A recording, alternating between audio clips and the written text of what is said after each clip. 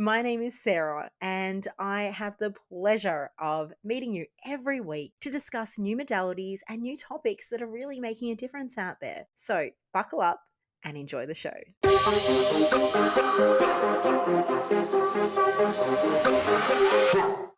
Welcome to the Healing Tree Hub. I have an incredible guest once again. I have Jordie Janes here today. I'm so excited. Welcome. Oh, thank you, gorgeous.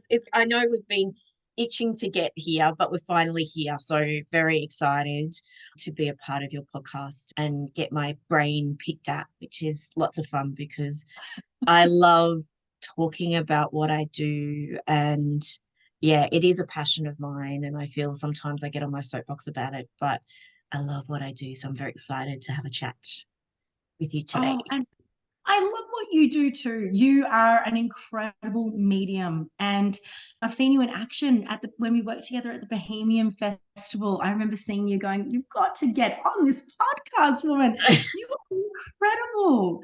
John Edwards, eat your heart out. Oh, bless. Yeah, he is one of my idols still, and still haven't seen him live yet. But yeah, there's so many beautiful people who have tread the boards before me, and I feel honored to tread the boards for spirit. But yeah, just to be able to be an ambassador for the work that we do, because mediumship is not just connecting with loved ones, it's a healing aspect as well, because that's the biggest thing. The reason why I do it is the healing aspect.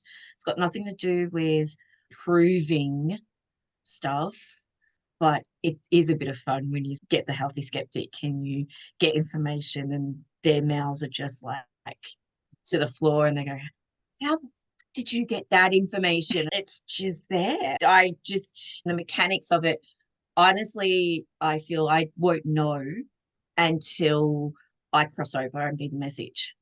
Yeah. To be honest. But yeah, so thank you. Oh, my pleasure. My pleasure. I think we've been trying to make this happen for about a year, I think.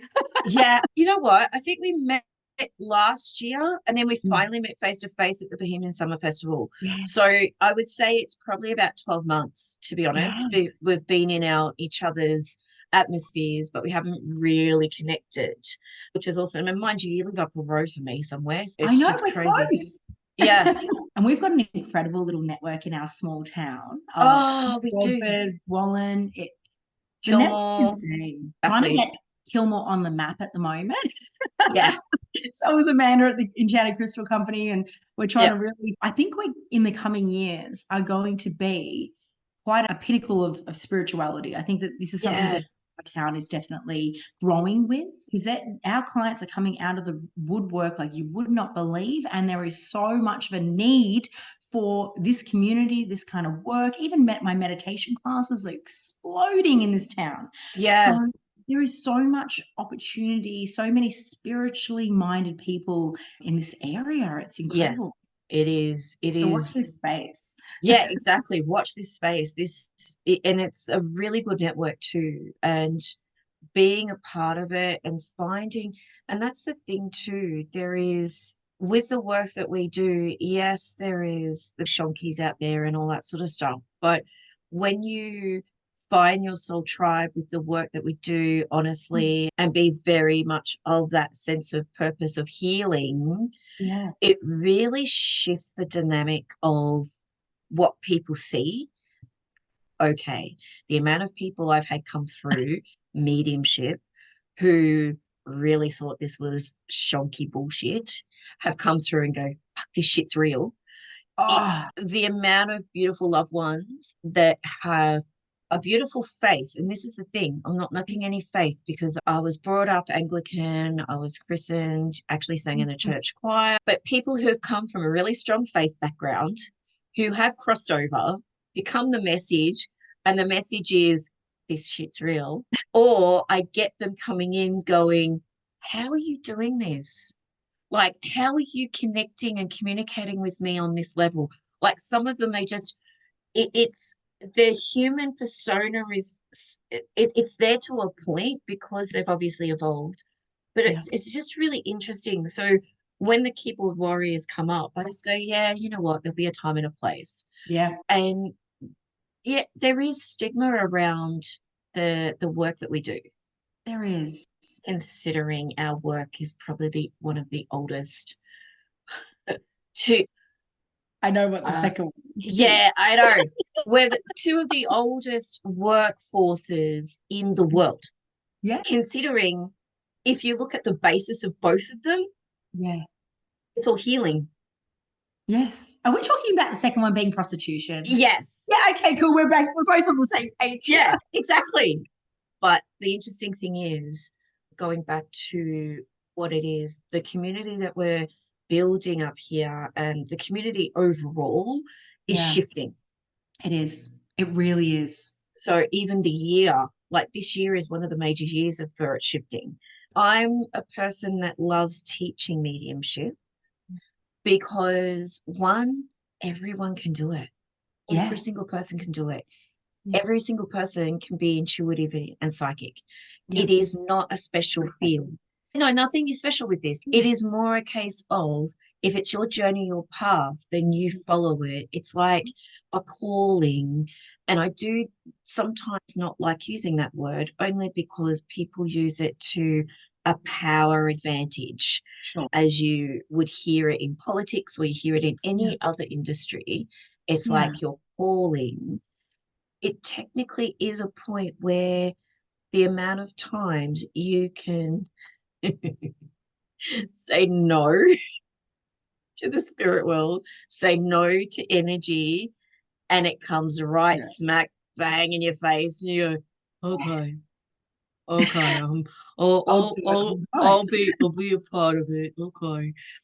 But the important thing is, it's not for everyone's journey, but it is for everyone to help heal with different things in their life. So it's not something where I've been lucky enough by universe, by spirit, for myself to be pushed into this profession. I do feel myself lucky. I still sometimes, when I first started, if you ever met me back in the day, I would have gone, I'm not worthy of this. I don't deserve being a medium. I'm not worthy of this. I'm just not. And it's like spirit sitting back in the corner going like this and going, that's what you think. And basically like, all right, can we just get on with it now? Are you over your pity party? You're done with your inferior complex because we've got work to do. Yeah. Oh, yeah. I get to see miracles every day at work. Yep. Every single day I get to see results that are just blowing my mind and my world, and there is no way to explain it. Yet I still think I'm crazy sometimes. Am I making this up? Is my brain just is this all in my own head?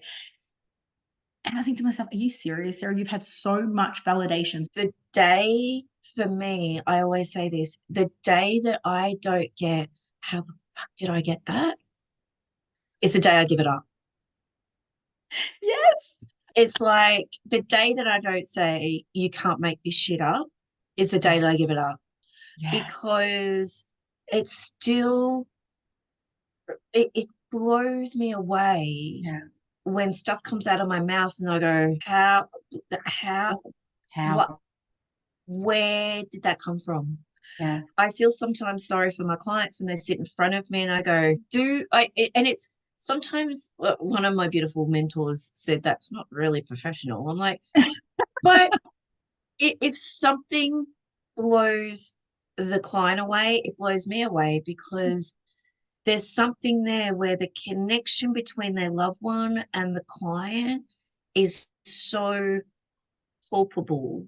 Yes, absolutely. Even though you can't see it, the feeling is intense. It's you just go, and you're just the conduit. You're the one that's just orchestrating that connection. Mm.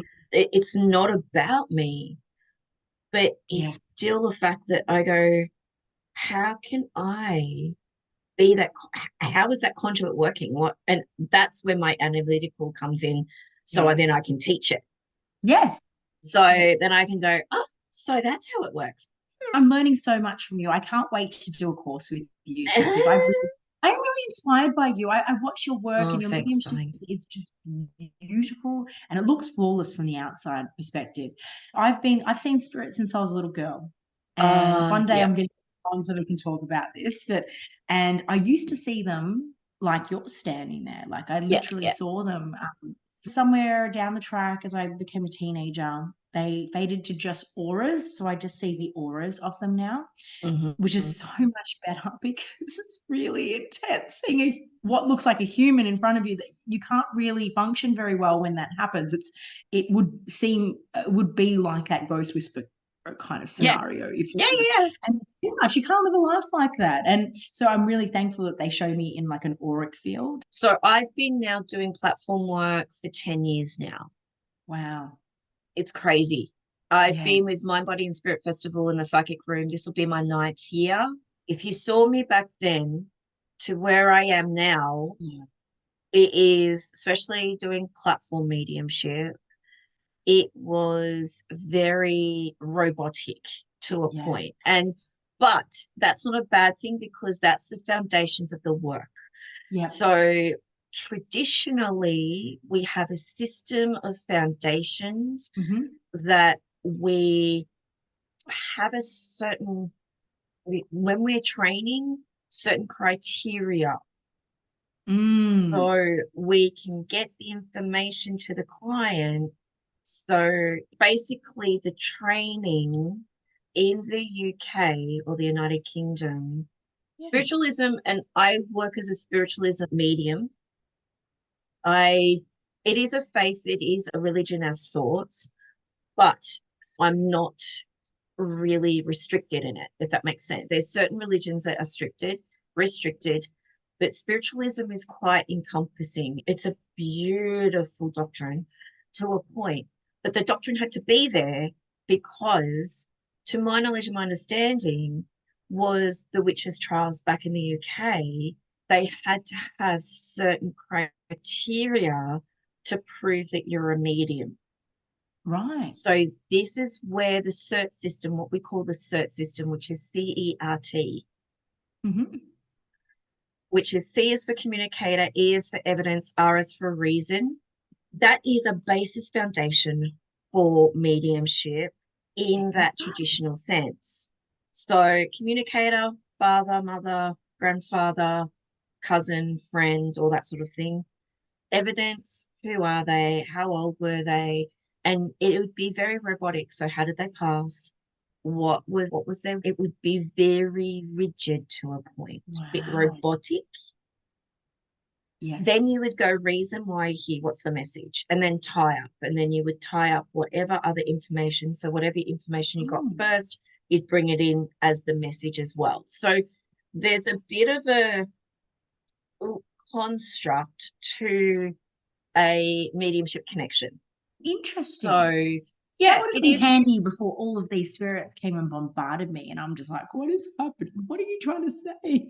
But the thing is, if I teach that, and like everyone's a natural medium, Yeah. they are born with a telephone in their hands. I remember a beautiful lady over from the US who I'm connected with. She did a little live before the universal hibernation, was years ago. And she goes, babies, we are all brought into the world with a phone in our hands to talk to the Mm. spirit world. Yeah. And we have it when we transition as well, when we're going through that end Yeah. of life aspect. We've got Yeah. that telephone. So we've both got it on both sides. Sure. Yeah. It's just in the middle, we've got to do that human work. Mm. But if it intertwines with the human work, that's when you become a medium or a healer. Yes. Wow. Yeah. So there's that whole construct there. I would not give you too much of a construct because your naturalness, the naturalness is already there. It's more about getting and feeling and trusting where Yeah. you get the information from, making sure it's actually from a loved one and not the memories of the person sitting in front of you. So Yes. that's the two different ways of looking at it. Interesting. So to cut it back to basic, the way that I constructed my training, and one of my beautiful teachers who I've done courses with Lisa Williams over 12 years ago, 11 Wow. years ago. I was lucky enough to be chosen as for doing advanced mediumship with her, and then I did advanced psychic with her as well.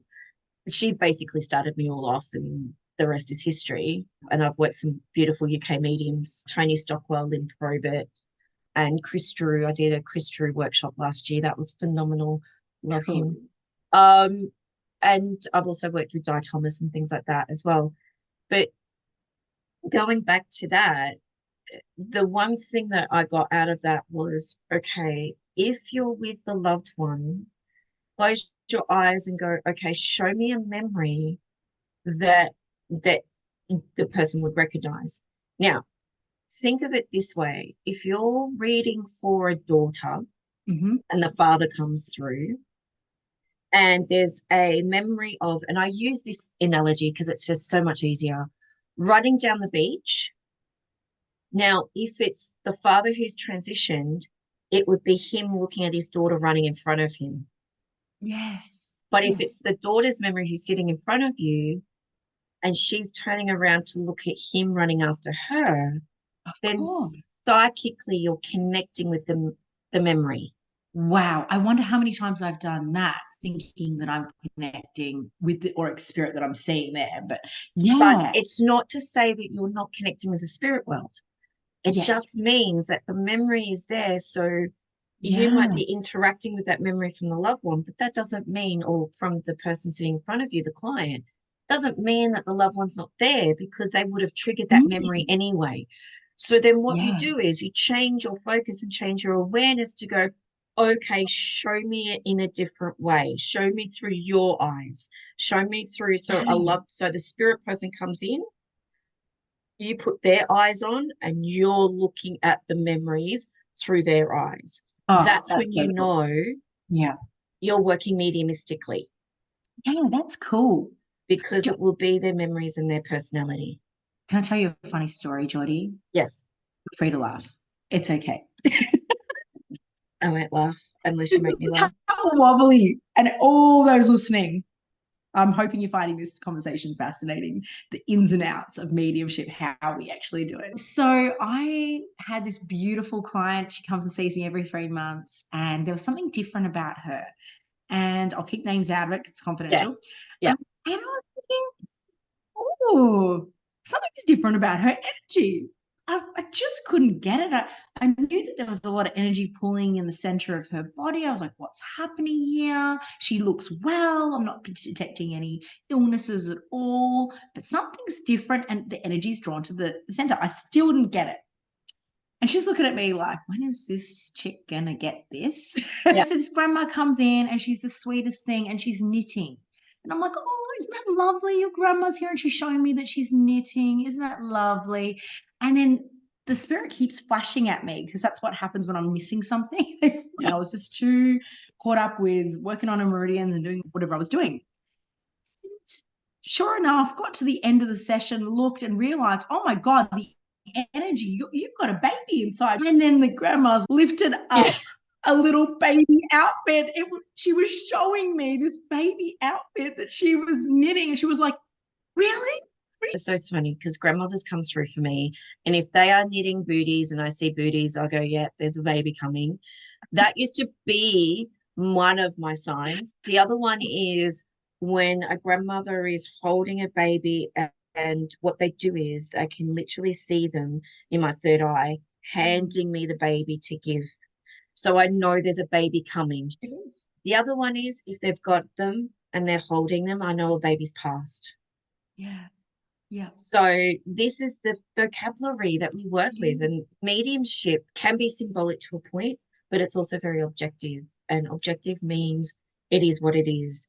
That's a lipstick. I know it's a lipstick because it looks like a lipstick. But subjectively, a lipstick means putting lippy on, getting ready, going out. So it's two different meanings. So mediumship is more objective, which is very much that's what they used to do. This is what they're giving me. It's very practical. Whereas subjective, which is what we use intuitively for healing. When we work psychically or intuitively, it's more subjective. Sure. Does that make sense? But that is, it's so cute when you just don't get it until they actually go like straight in your face. Oh, yeah. I had a few of those, my love. Oh, good. Yeah. Oh, good. Oh, Oh, yeah. It's, you know what? The amount of times I've got something and then and then all of a sudden it is just as plain as the nose on your face. And that's all you have to say is that, and it's just that.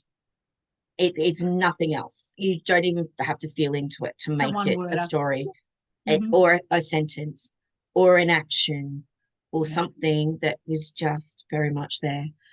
But yeah, I'll just tell you this little story. It only happened in, oh my God, the last 3 months have just been March. Thank you. Because I was like, when did that? No, April. Thank you. I gauge everything right now between my mother-in-law passing and my dad passing. All my dates have sort of been gauged on them over the last couple of months. So I was up in Sea Lake. So if anyone from Sea Lake is watching, but there is this beautiful person, I won't name names, who unfortunately passed, and his family and friends, because obviously country town, close knit. Mhm. So I was up there, did 2 days of readings, and I also did a demonstration up there. Sure. Now it's my regular thing because it's like my third time I've been up there and I love going up there. So I did 2 readings, 2 days of readings, and then I did a demonstration, like lunch and like lunch and show. And this beautiful spirit person decides to not just rock up to one thing, but rocked up to 3 days. So connected with a family friend, connected with family, and then connected in the demonstration. He comes through all the time. No matter what, you give him an inch, he'll take a mile. This Wow. beautiful person, he is a classic. But he's so easy to work with. He's gorgeous, and it's just the person that came through first was connected to him, but the person couldn't place it until after the fact, and I'm like, that's fine. And then all I hear in my gorgeous head is, can we just look at the elephant in the room, please? And I just went, so family was there at the demonstration. So I looked at the family and they just smiled and they knew that he was there. They just knew. And I'm like, you've been through the last 2 days. You've got to give me something different. Because if you don't give me something different, I'm going to be playing in my head Yeah. because that's what happens. I get information upon information, but you've got to understand the personality will come through differently because the personality, say, with one family member is totally different to another Of family member, course. How we right? are with one person, we're different with others, of course. Exactly. Moral of the story is he did come through, but the way he came through is like he stands next to me with his arms crossed and goes, are we going to recognize the elephant in the room or am I just going to sit here chop liver? And I'm just like, Mm. that's his personality. That's his sense of humor. Yeah. I looked at the family and just smiled and they just shook their heads and went, oh my God, can you give someone else the stage? And it's no, but he gave information that I didn't know about Yeah. to a point with what was going on around them at the last week before they saw me. You should have seen the family. They were like, so that's just a little story. But yeah, it is interesting because Yeah. we have no control on who comes through. One, two, it's a fact that so for example, he came through all 3 days I was up there. Wow. That's incredible. Remember, all communication is on spirit time. It's not on our time. Exactly. In saying that, though, when you're healing from grief, it is also on your time. So spirit will let you know when you're ready to go and see a medium.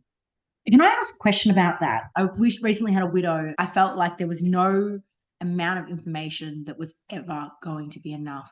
Is there a time when you feel that people come too soon to a medium? They're never going to get the answers they really need?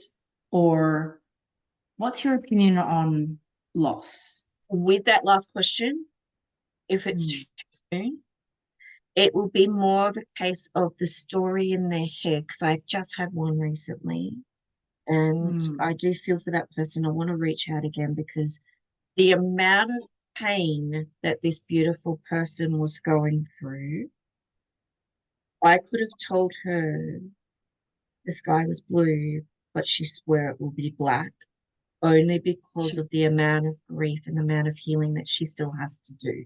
And it's not against her at all. It's not like I could have told her 1,000 times, 1,000 different ways, the same thing.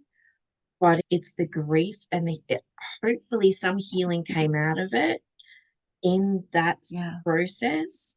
And if that helps the Yeah. grieving process, if one little line out of that whole entire time I was with her gave her just that one number or one puzzle piece to start putting the puzzle together Mm. for the healing process, my job is done. Yeah. But I still feel like my job is not done with her. Just a bit Okay. of a heads up. Okay. Because I also felt very flat afterwards, and I was like, I just couldn't give her what she wanted. Yes, what she wanted. Yeah, Maybe what she needed, but not what she wanted. Yeah. exactly. And that's what happens with mediumship as well, especially Yeah. going through the grieving process. Yeah. So, going to back to the question. To be honest with you, it is in by individual case. I feel really blessed, and I need to say this. I feel really blessed when my books are pushed out 2 to 3 months, right? Absolutely. I basically have, because I had to close my books off because of the passings of me, and I felt so sorry for my beautiful clients. Yeah, anyway, moving on. I cannot control if someone books in and they're 2 months in advance. A loved one passes in that time, they come to see me, that person that's transitioned comes through in that reading. I Yeah. can't tell them that it's too soon. It's not my right to tell them it's too Yeah. soon. Yeah. Of course. What I do though, in that situation, I have no control because I've had one client, it's so funny. I had a client sit with me, and this beautiful gentleman came through and literally confirmed who he was, all that sort of stuff. And she's looking at me, deadpan face, deadpan. And I went, oh, and he's also just told me that he's so happy that you finally figured out what song you like. And she just went, we only just picked the song yesterday for his funeral because his memorial hasn't happened yet. He only passed Oh, this week. yeah. Mind you, she'd been waiting nearly 6 weeks for that appointment. Now, I might be moving numbers and things like that around, but that gives me an understanding that we have no control Mm. on a client sitting in front of us. The only time that I will have and will say something is if someone rings me and goes, someone just passed this week. Yeah. I need to come and see you. I'll go, okay, so here's the thing. I will acknowledge that he may or she may not come through when Mm. you come and see me Yeah. because one, and I'm not saying I'm controlling on how they heal, but the Sure. loved ones, it's really important for you to know that the loved ones may not be ready to come through, or they might be doing some things for themselves. We don't know.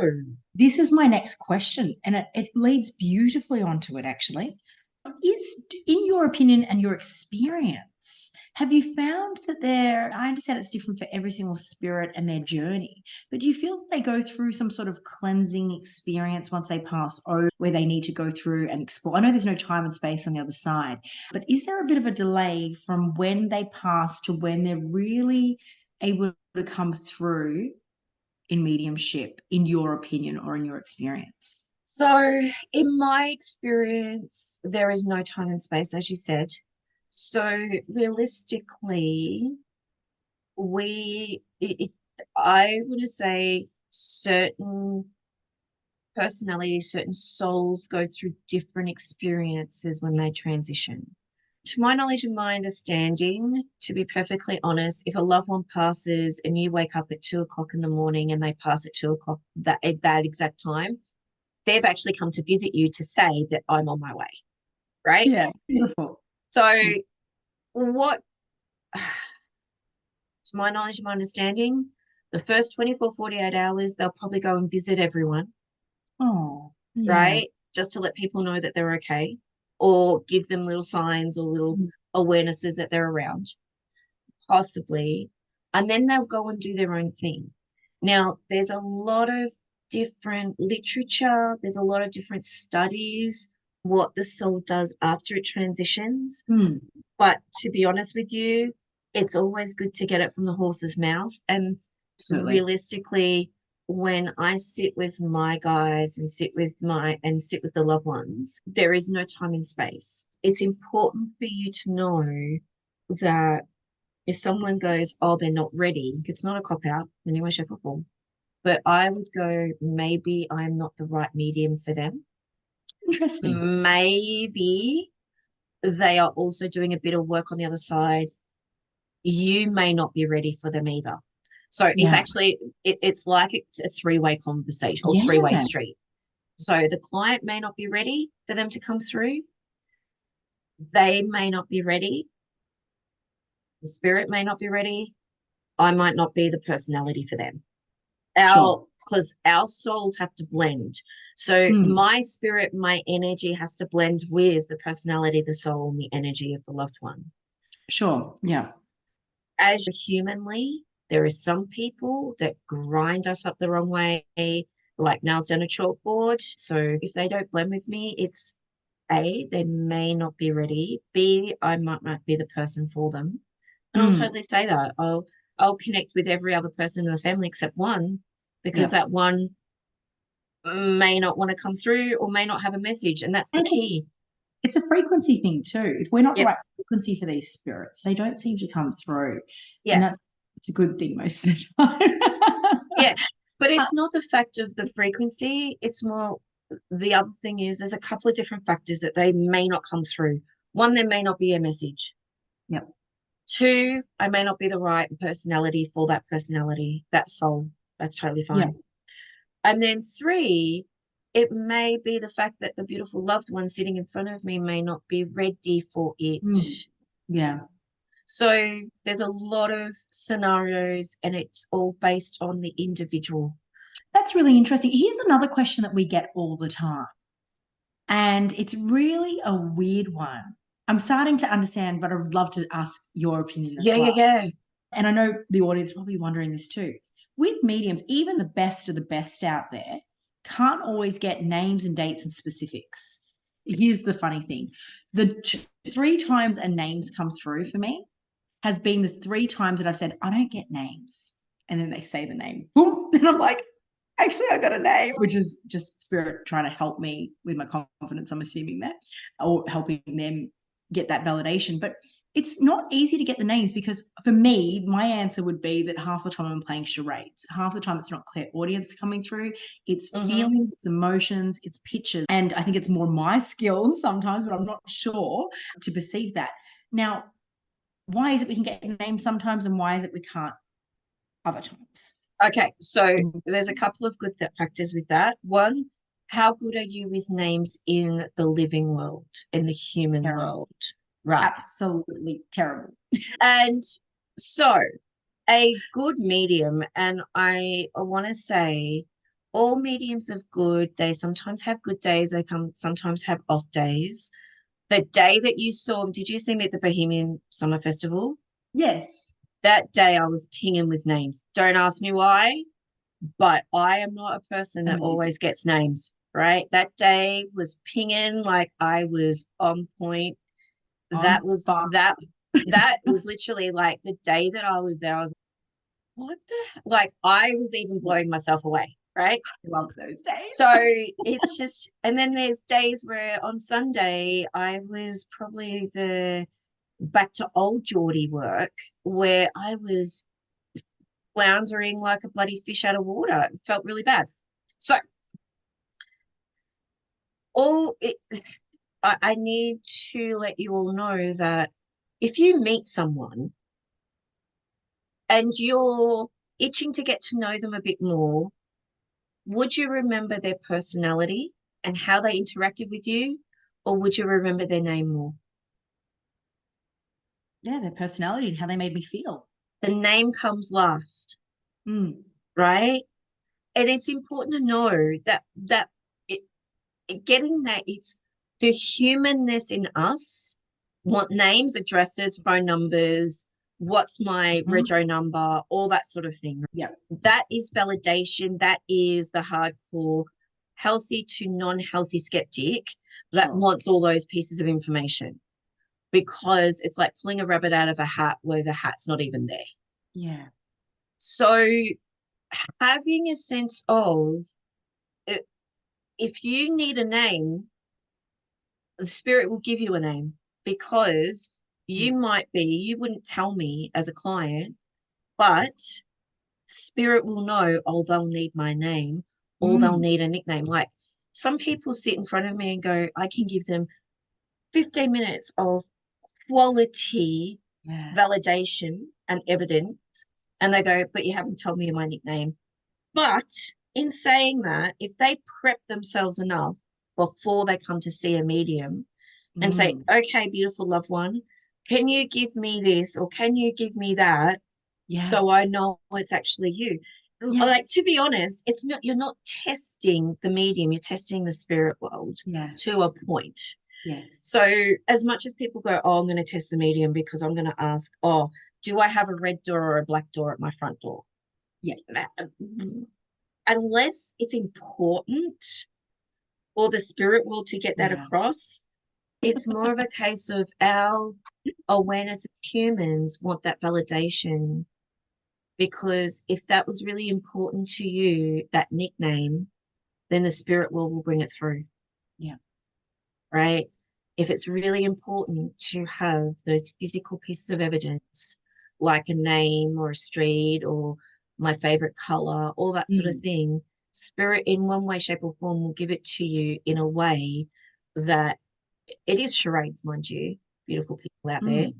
It's like you can see the donkey, but trying to put tail on the donkey is like you put it on the head or you put it on the shoulder. You cannot place things because they give it to you in alternative ways. Yeah. And it's just that we've got to blend them all together. But there's different ways in our mind or in our awareness when we move into that intuitiveness to go, okay, what does it sound like? Okay, so I'm getting an M, getting Meredith. So it's like you can sound it out because they'll give you syllables of name. Yeah. So it's, for example, at Bohemian Summer Festival, I got Justin or Jason, and it was Justin, I think. And he was the one that doesn't like being in front of people, but yet he was there because he had to prove to himself as well as her that this shit's real.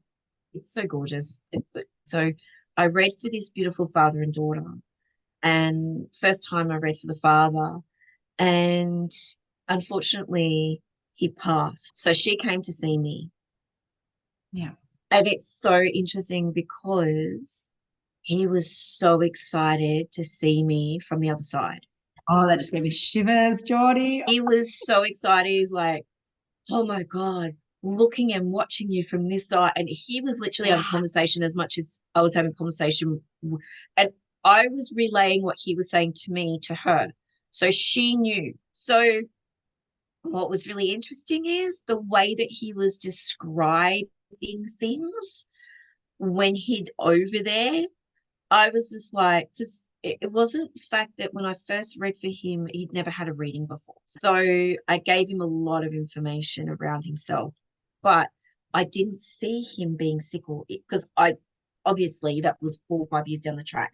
And I'm not a person that predicts. If someone gives you information and tells you that this, and this is going to happen in the future, that means that they're controlling your destiny. We have no right.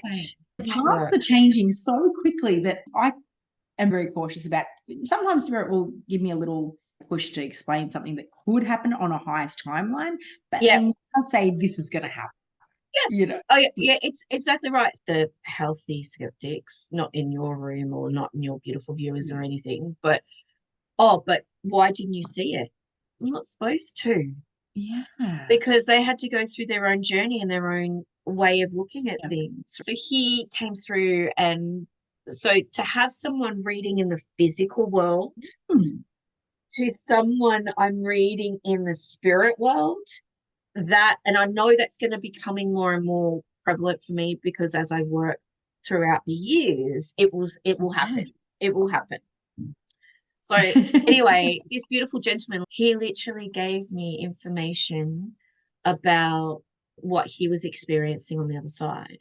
Wow. And there were certain things that he would say that would correlate with what they talked about before he transitioned. That's cool. So that's when you know that the evidence is clear, validation, all that sort of stuff. But we as mediums are not here to prove that your loved one is around you, because you already know that. It's more of a case of making sure that you know that you're not going batshit crazy, that you are feeling your loved one around you, and confirmation, and even helping you heal in the process of grief. I'm not a person that, when someone's going through heavy grief, I don't drop them like a bag of spuds and go, see you later. I'm not going to be helping or supporting you. I will literally go out of the way and go, okay, are you seeing a therapist? Are you seeing a grief counselor? I don't have the facility to help you as yet. And it's out of your scope of practice. Correct. In my scope of practice yet. Because this is the other thing that I'm hoping to start championing a little bit more. Because as our field is not regulated, unfortunately, it's not, and it needs to be. It's more a case of the ethics and the authenticity to be proven. Yeah. I'm not saying that those people out there don't have it, but it gets lost in translation somewhere with certain people that are on social media and things like that. It gets lost in translation. I'm not saying that they're bad mediums or anything like that. It's not what I'm saying. But the whole ethics, authenticity, being there to heal. Yes, the intention behind it. But the biggest thing is, I'm not a person that drops you when you're going through really heavy grief. I will go. I've given your name out. I've given Amanda's name out in the last week and a bit to go, you need to get this healing done. You need to have this done. I'm not qualified for this as yet. So that's where I feel this is where it needs regulation a bit more. But there's just an important thing here where I will give you information, give you tools, but I also go, give me a call if you need, just to touch base. I don't yes, I've done one charge because you've done a reading with me, but I'm not going to charge you or when you need a quick phone call. Yeah. So that's what separates these incredible healers, mediums, clairvoyants, whatever you are. It's what separates it. It's that humanity of, okay, this is not just about money. This is about making sure that I'm facilitating that person healing themselves and just holding space for them and being available if that's something that's right. I mean, we do need to live our own lives and have boundaries around that, but it's really important. We open cans of worms. We have a responsibility. 100%. We can't drop them like hot potatoes, especially when you're grieving a loved one. Tell me a little bit about your journey of how you discovered that this was something that you could do. It is very much generational. Didn't think it was. Honestly, didn't. Okay. So my mum, God bless her, she's still here. And I always bring her up, love it, because there was the way that I knew there was something more out there. And as you all know, we as teenagers always work with spirit board. I call it the spirit board. I don't call it Ouija board because people just go, it's a spirit board. It's a tool. Guys, if you work it properly, man, it is phenomenal tool. It is the most gorgeous tool you can use. It is ancient. It is not something that's new. It's not a game either, which is what the US had claimed it as. Anyway, so Oh. I was 12, I was 11. I sat upright in the bed going, why am I woken up? Like, I sat upright. And then I heard voices in the lounge room. I walked in. I said, Mum, are you okay? Mum was around the table with a group of friends, and they were working the spirit board, right? Mm. I grew up with the spirit board. I grew up with Mum having a piece of cardboard with texted letters, numbers, yes, no, all that sort of stuff, rolled up on this cardboard. Mm-hmm. So I grew up with it and didn't even know what it was, right? Just thought it was a piece of paper with, and I used to run my hand over it. Yep. There was also a tree at the front of the house that I used to talk to. He had an old man's voice. And I'm very much an elemental person. So grew up in the bush right next to us, actually, for so many years. I think it was about 4 or 5 years before Mum and Dad split. And we used to go like bushwalking and stuff, and very elemental. Didn't even realize what that was. And then around my 20s, early 20s, met my husband, got my first tarot deck. Couldn't gel with it. Don't know why.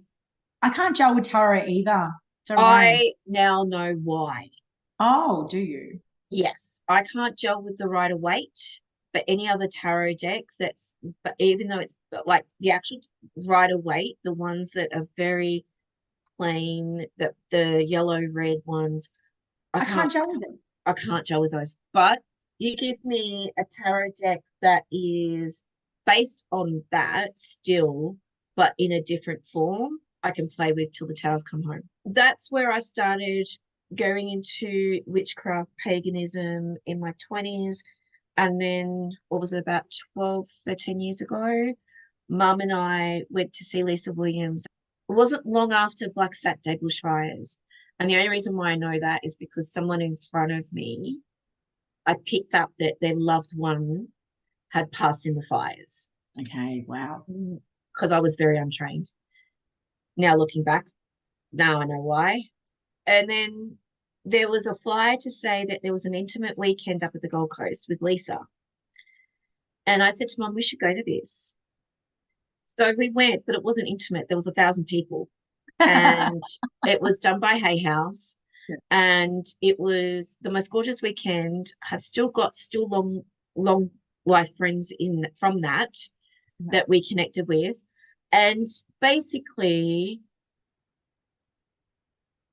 everything opened up that weekend. Wow. The corks, I connected mediumistically to a loved one because we sat in a circle. And for some reason, they go, okay, choose the medium in the group. There was 10 of us, right? There was about 1,000 people there. So groups of 10 or groups of 12 we were in. And they go, okay, now choose the medium that's going to be the medium for the group. And they go, Jordie. And I'm like, no, Mum. They go, no, Mum's got more experience at this. Don't. Wow. Mum was right next to me. And I'm like, no, it's not me. No, do Mum.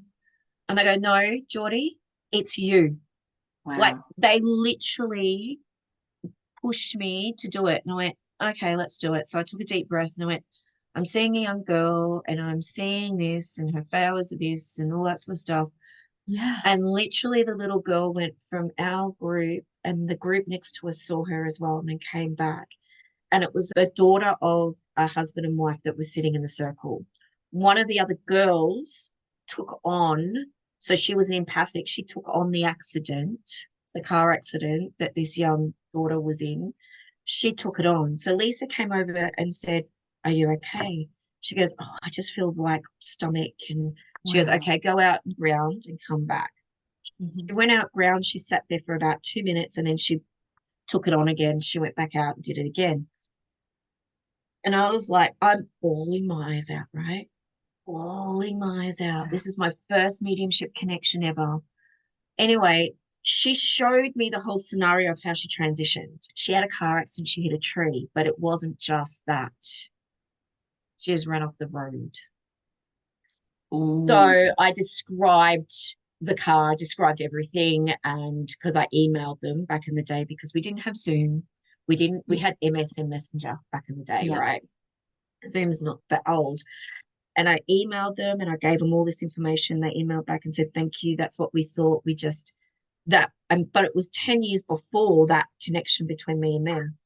So it was quite an interesting experience as my first mediumship experience. But that's my journey. And then I connected with, when I did advanced mediumship course, connected with some beautiful other mediums who'd been sitting in circle for 3 to 4 years, connected with them, and then moved into a development circle for 4.5 years with the beautiful Benjamin Venes, Venes. I honestly want to say that I wouldn't be who I am today without him. If it wasn't for him, I wouldn't be where I am now. If it wasn't for another beautiful medium who's no longer in the industry at the moment, or she still comes in and out of it. Yeah. She took me up to my first platform event at the Shepparton Marutna Spiritualist Church in Shep. And then I became fully professional because Universe made me redundant 6 years ago. And now I am teaching professional, taught on a cruise in 2019 before everything went to shit. And it was funny because the story with that is I was made redundant and I kept hearing from Spirit, you'll need a passport, you need a passport. And I'm like, why do I need a passport? I'm not working. I've got no money coming in. So I wasn't even in the business sense of this being my business or getting money from it. And then I started talking to another friend and she goes, oh, you'll need to get a passport because you'll be going overseas to travel and you'll probably learn and teach and all that sort of stuff overseas. And I'm like, yeah, you're funny. 2 weeks later, I get a phone call. Would you like to teach on a cruise? And I went, oh, excuse my French. I was like, are you serious? That's why I need a passport. So then I asked hubby, I went, look, if I say no to this, all the doors are going to close. I need to say yes to this. This is it. Said yes to it. Rest is history. Oh, but 3 weeks after I was made redundant, I was asked to teach on a cruise. Like, you just can't make that stuff up. You can't. And that's how it is. Every story, you go back on these podcasts, you listen to these amazing, incredible guest speakers that I have on. Each one has one of those stories. Yeah. Each one. And it happens so fast and so quickly. I 100% get it. For mine was, I was almost finished my nursing degree. I was 2.5 years in. I was at that time a HR manager working a really good wage. And I had one meditation, one attunement to Reiki. I think it was Alcemia. And I had a vision right there and then of 2 pathways. And one pathway showed me what I would be as an incredible nurse, but it would be, for me, like, and then they actually showed me doing acupuncture in like a Chinese medicine uniform. Because at that time, this was also foreign that I wouldn't have really known. And then, of course, I trusted it so much that I quit nursing the next day, literally quit nursing, quit the degree, and signed up for a Chinese medicine degree because I didn't know. I had no idea what on earth they were talking about. And it led me into this business. It led me all the way through here. And I've just followed their lead all the way through.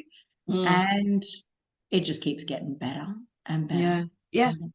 And that's the interesting thing. Just quickly, I do want to say I will not leave out that I was attuned to Reiki, and that's when things opened up as well.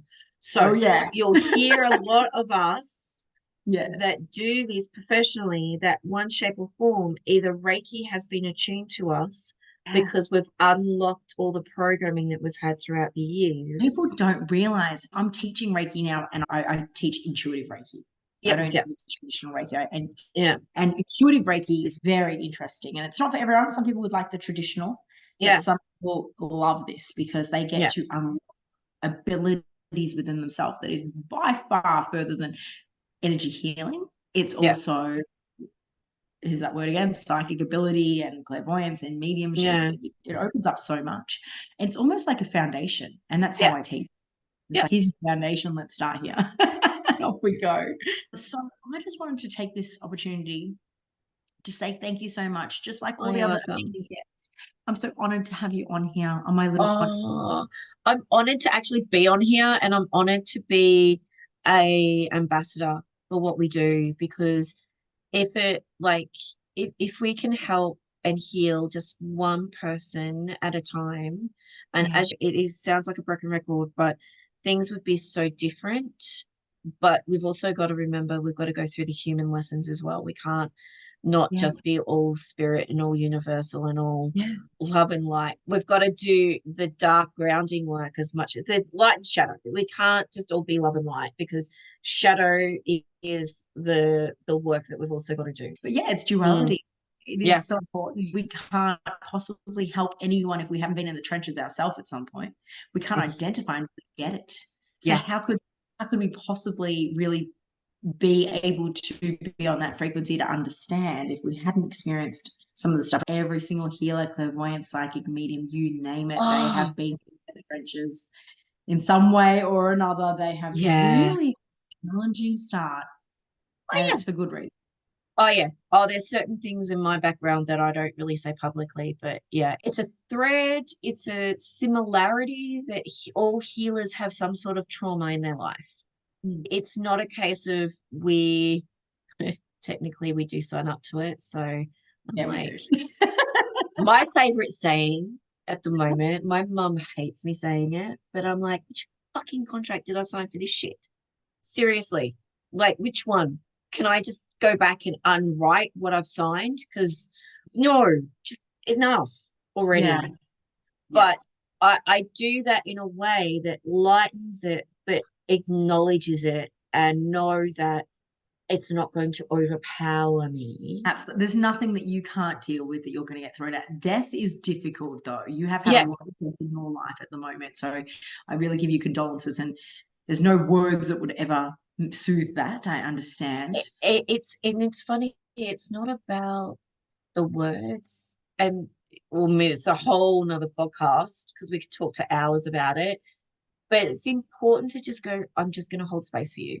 Yeah, that's it. We're going to talk about grief next time, because I think you are an absolute expert. I think every medium should have a grief counseling, some sort of grief counseling knowledge or counseling.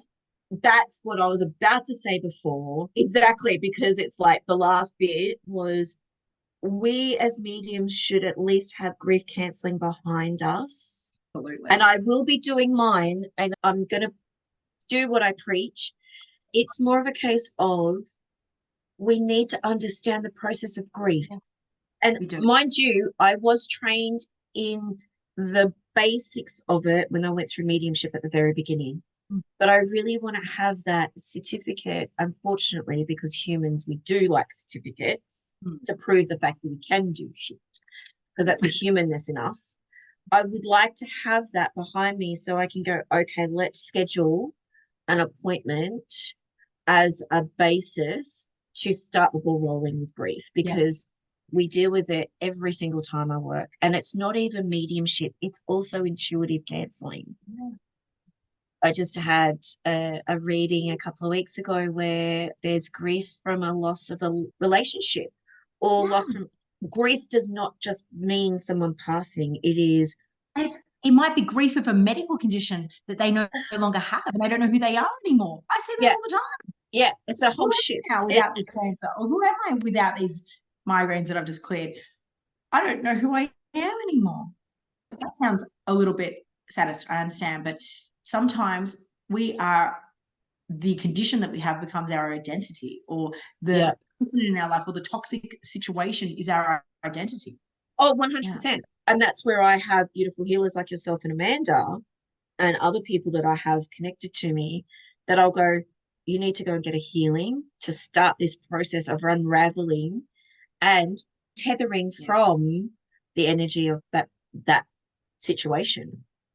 Yeah, absolutely. I cannot wait to do some more work with you. I can really feel that we're going to do some work in the future. I just want to say my time has now changed so much that I'm actually going back to the drawing board now with my work, because now I'm no longer caring for Dad to a point. July looks like I'm hitting the ground running. Yeah. Watch this space is what I want to say. And speaking of your space, how can my followers and listeners find more information about you? So my Instagram is Jordie_Janes_medium. My Facebook page is Jordie Janes Psychic Medium. I've also got a website, jordiejanes.com.au, which Right. is looking a little bit dreary, needs to be pepped up a bit. So I'm going to start working on that as well. I also do Buller Market. I'll be Buller Market again in November. I'm in Heathcote this Friday. I'm also working at the VSU reading as well, which is the Victorian Spiritualist Union in North Melbourne. I'll make sure to put all of these links or anything that you want me to pop on. We can pop on the podcast summary. Yeah, if you're cool. watching this on YouTube or you're watching this on Spotify, it will be on the summary. So please check that out. But thank you so much. Oh, thank you.